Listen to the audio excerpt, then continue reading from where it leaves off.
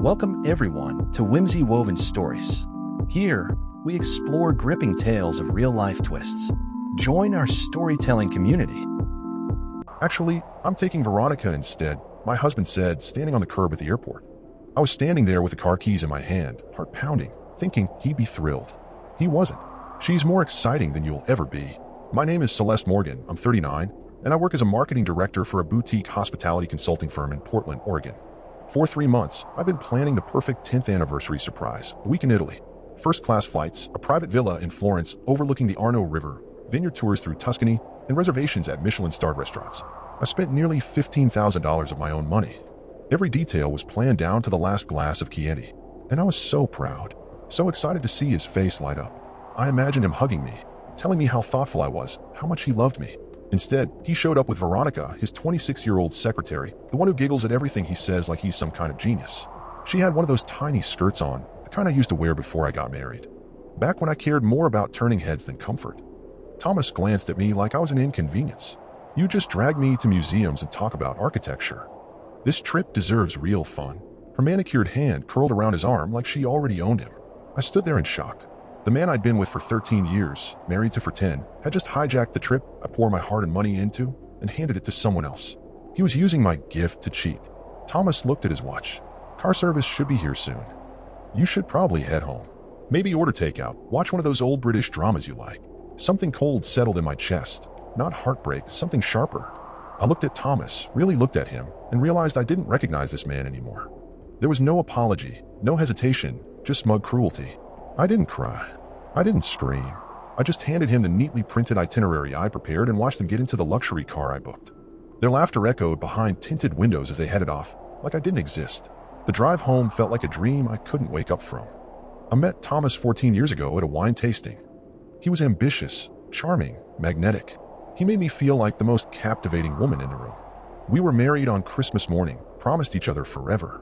But slowly, his charm turned into arrogance, his ambition into entitlement. He worked late more often, treated our home like a hotel, and acted like I was an obligation instead of a partner. I dismissed it as stress, the natural slump of long-term marriage. But the signs had been there, the eye rolls when I talked about work, the backhanded compliments, the way he constantly praised Veronica's efficiency. At the holiday party 6 months ago, I watched her cling to his every word. On the drive home, I said, "She's very young. Youth brings fresh perspective," he replied. "Something people our age forget. Our age, like 39, made me ancient. Like I was supposed to stay 26 forever." Looking back, I had tried too hard, making perfect dinners, keeping our home spotless, managing my career while propping up his ego. And somewhere in the middle of all that, he stopped seeing me. When I got home, I sat in the driveway for a while. The garden I had planted, the door I painted sage green because he thought it looked classy, the window where I once imagined we'd watch our future kids play, it all felt like someone else's life. Then something strange happened. Underneath all the shock and heartbreak was this icy clarity. Not sadness. Not yet. Something cold. And focused. I walked inside and called my travel agent, Patricia. "Patricia, it's Celeste. I need to make some changes to my Italy booking." "Of course, dear." "What kind of changes?" "Transfer everything. Flights, villa, car service, dinner reservations from my husband's name to mine. Cancel his ticket. And add new guest. Catherine Webb." Catherine was my college roommate.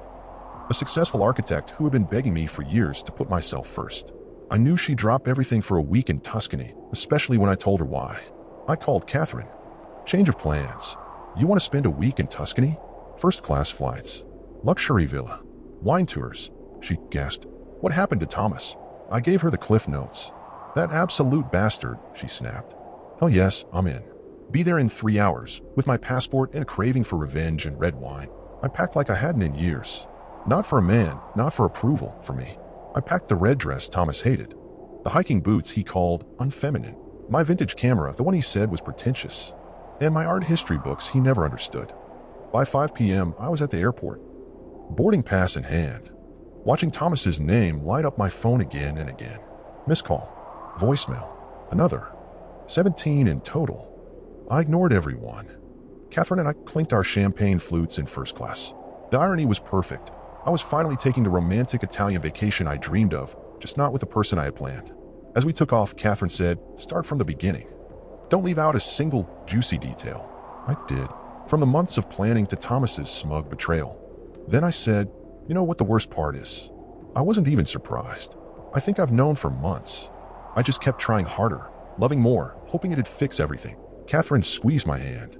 Real love doesn't require you to shrink yourself to make someone else feel bigger. I knew she was right, and for the first time in a long time, I didn't feel like the victim of a broken marriage. I felt free. My phone buzzed again.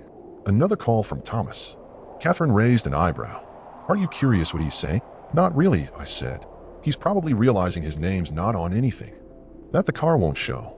That the villa has no record of him. You transferred everything, every last detail. And then I sipped my champagne, turned my phone off, and watched the clouds drift past the window. On my way to Italy to healing to me.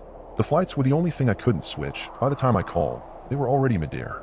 But everything else, the villa, the car service, the dinner reservations, the wine tours, even the private chef I hired for 2 nights, all of it now had my name on it. Catherine burst out laughing, her laugh so loud and joyful it turned heads in the cabin. Oh my God, Celeste, they're gonna land in Florence with nothing but their carry-ons and whatever cash they brought. No hotel, no car, no plans, nothing. Thomas always loved bragging about how he could handle anything, I said with a smirk. Well, let's see how he handles this. As the flight attendant came around to top off our champagne glasses, I felt something inside me finally let go. A pressure I hadn't even realized had been living in my chest. For the first time in what felt like forever, I wasn't stressing over how Thomas would react. I wasn't rehearsing my words to avoid his judgment. I wasn't bracing for criticism or trying to play peacemaker. You know what's crazy? I said as Catherine and I settled into our seats for the long haul ahead. I feel more like myself right now than I have in years. Is that awful? That's not awful, Catherine replied without hesitation. That's what waking up feels like.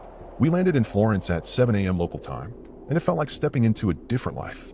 The morning sun poured golden light over the cobblestone streets. The air smelled like espresso and centuries-old stone. Everything felt alive, vivid, fresh, and I realized just how dull and muted my life had become. We breezed through customs, and there was our driver, standing with a crisp white sign that read Celeste Morgan. Luigi was everything I hoped for when I booked the service, warm, charming, and clearly delighted to be driving 2 American women who looked ready to start a new chapter. Signora Morgan, he greeted with a wide smile and a sparkle in his eyes. Welcome to Firenze. I've been looking forward to this week. Your villa, Magnifica. You're going to love it. The drive through Florence was like something out of a dream. We wound through narrow cobblestone streets, passing centuries-old Renaissance buildings, with the Duomo rising proudly against the morning sky. We crossed over the Ponte Vecchio, its jewelry shop sparkling in the early light. Catherine had her face pressed to the window like a kid, snapping photos and pointing out architectural details. I still can't believe you planned all this, she said, laughing. And Thomas was just going to spend the whole trip complaining about all the walking and trying to find burgers and fries. My phone hadn't stopped buzzing since we landed. I had over 30 missed calls and so many voicemails I'd lost count. As our car pulled up to the villa, curiosity finally got the best of me. You know what? I said, turning to Catherine. I think I'm ready to hear what Thomas has to say. I hit play on the first voicemail and put it on speaker while Luigi unloaded our bags at the villa entrance. Message 1. Celeste, what the hell is going on? We got to the hotel and they're telling me there's no reservation under my name. There's obviously been some kind of mistake. Call me back. Now. Message 2. This is insane. The car service didn't show, and now the hotel says everything's booked under your name. I don't know what game you're playing, but you need to fix this. Right now. By the 5th message, his voice had that sharp, tense edge I knew meant he was completely unraveling. Message 5. Celeste, I know you're getting these. We're stranded at the airport. No hotel. No car. All the contacts are under your name. This is childish and cruel. You're ruining what was supposed to be a nice trip. Catherine was practically crying from laughter. Oh my God, this is better than any revenge movie I've ever seen. He's totally lost without your planning skills. And then came message 10, the real kicker. His voice had changed. Smaller. Weaker. Maybe I overreacted. Maybe we can work something out. Veronica and we're okay sharing the accommodations. Let's just talk this through. Share the accommodations. Catherine repeated, stunned. He wants you to bankroll a vacation so you can watch him wine and dine his secretary? The messages kept rolling in. Demands turned into desperate pleas. His voice cracked in the last message, left just 20 minutes before I pressed play. Final message. Celeste, please. We're still at the airport. No hotel, no ride, no return flights. Veronica's crying, and I look like a complete fool. Please call me back. We can fix this. Just, please. I glanced at Catherine, who was wiping tears of laughter from her cheeks, then looked at the villa, its terracotta roof glowing in the sun, vines climbing up the stone walls, the Arno River shimmering in the background. You know what? I said, silencing my phone and dropping it into my purse. Let them figure it out. The villa was even more beautiful than I imagined. A restored 16th century palazzo with frescoed ceilings, marble floors, and floor-to-ceiling windows that opened onto terraces with a perfect river view. Our suite had a private balcony where we could see the Ponte Vecchio in the distance, bathed in warm afternoon light. I finally understood why artists had flocked to Florence for generations. Catherine claimed a lounge chair on the balcony, popped open a bottle of wine, and declared she wasn't moving for hours. I was unpacking when the villa's concierge, a sophisticated woman named Francesca, knocked gently on our door. "Signora Morgan, welcome. I just wanted to make sure everything is to your satisfaction." "It's perfect," I told her, and I meant it. "I should also let you know," she added politely, "we've received multiple calls this morning from someone claiming to be your husband." He seemed quite agitated. We explained, as per our policy, that we don't disclose guest information to anyone not listed on the reservation. Catherine looked up, amused. "He called here." Francesca nodded. "Several times. He insisted there'd been a mistake, that he was supposed to be staying here instead. But all of our communication has been with you, Signora." A slow smile spread across my face. Thomas had always downplayed my planning skills. Now he was learning exactly how good I really was. "If he calls again, you're under no obligation to answer," I told her. "Of course. Your privacy is our top priority." After Francesca left, Catherine and I explored the gardens and enjoyed a welcome spread of wine, cheeses, and cured meats. As the sun set in hues of gold and pink, I felt something I hadn't in years, true peace. My phone buzzed now and then, but I didn't care. Every message felt like it was being sent to a woman I no longer was. A version of me who shrank herself for a man's approval. "Can I ask you something?" Catherine said, sipping her Chianti. "Are you going to divorce him?" I didn't answer right away. 24 hours ago, the question would have horrified me. Despite everything, I still believe we could fix it if we just tried hard enough. "I don't know," I said honestly. "But I know I can't go back to who I was yesterday." "What happened at that airport?" "That wasn't just a mistake. It showed me exactly how he sees me, what I'm worth to him. And I can't unsee that. What about Veronica? She's 26 and chasing a married man who just humiliated his wife for her. She'll learn. Eventually." Catherine raised her glass. "To learning. To learning," I echoed, clinking my glass with hers as the city lights began to sparkle. That night, I slept like a baby, lulled by the river and the peace that came with knowing I was finally exactly where I needed to be. But the next morning changed everything. I was eating breakfast on the terrace when my phone buzzed with a message from an unknown Italian number. "Mrs. Morgan, this is Veronica. Please, I need to talk to you. Thomas won't tell me how to reach you, but I got your number from his phone. We're in a terrible situation." I showed it to Catherine, who nearly choked on her espresso. "She's texting you." The audacity of this girl is wild. Another message followed seconds later. "We've been sleeping in the airport for 2 days. Thomas blew all his cash trying to book us into hotels, but everything's full because of some festival. I'm supposed to be at work tomorrow. We can't even get flights home because the return tickets are in your name. Please, I'm begging you." I stared at the messages. A part of me felt triumphant. This was the chaos I had hoped Thomas would feel. But another part, the part trained by years of being the fixer, felt a twinge of sympathy for her. "Are you going to respond?" Catherine asked. "I'm thinking about it," I said, and I truly was. Then came a third message. "I know what we did was wrong. I know Thomas treated you terribly. But I'm just a secretary who thought she was going on a nice vacation with a successful man. I didn't even know it was your anniversary trip until we were already on the plane. Please don't punish me for his mistakes." That message stopped me cold. Thomas hadn't even told Veronica it was supposed to be our anniversary getaway. He let her believe it was just a casual trip. He let her humiliate me without even giving her the full context of what she was part of. I looked at Catherine. "I'm definitely responding now," I said, already typing. "Veronica, you're right. You didn't deserve to be lied to. Thomas should have told you this was our 10th wedding anniversary trip. But you're also a grown woman who chose to travel with a married man. I hope this experience teaches you to ask better questions before getting involved in situations like this." I paused, then added, "Your return flights are booked under the name Veronica Keller at the American Airlines desk. Confirmation number 788B9C. Departure is tonight at 6 p.m. Don't miss it." Catherine watched me hit send with a mix of admiration and concern. "You're giving her the tickets?" she asked. "I'm giving her a ticket home," I said. "She's 26 and made a dumb mistake. She doesn't deserve to be stranded in a foreign country because of it. Thomas, on the other hand, he can figure it out." My phone rang immediately, Thomas's number.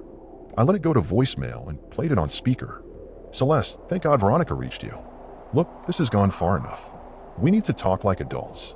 I made a mistake, but you're being completely unreasonable. We're married, for Christ's sake. Can't just leave your husband stranded in Italy." Catherine laughed. "Watch her." The phone rang again. This time I picked up. "Hello, Thomas." "Celeste, finally. Listen, we need to meet and talk this out. I admit I screwed up at the airport, but..." "Thomas," I cut in, my voice steady. I gave Veronica your return flight info. She'll be flying home tonight. You mean our flights? He asked, confused. No, I said. My flights. I planned a trip, I paid for everything, and I transferred the tickets into my name. I've generously allowed Veronica to use one of them. The other is mine. He went silent. So what am I supposed to do? He finally said. I suggest you ask your secretary to book you a new flight, I said. Oh wait, she'll be on her way to Portland in 6 hours. Celeste, come on. You can't be serious. I've never been more serious in my life, I said. Safe travels, Thomas. I hung up and immediately blocked his number. Catherine raised her wine glass. Now that, she said, was beautiful. As I sat back, letting her words wash over me, I realized something. Revenge didn't have to be about screaming or chaos. Sometimes, the most powerful revenge is peace. It's walking away with your dignity intact. It's rediscovering your worth and refusing to ever shrink for someone else's comfort again. Dear all, please like, comment, and subscribe to the channel. Thanks for listening. Share your opinion in comment section and also do like and subscribe to the channel.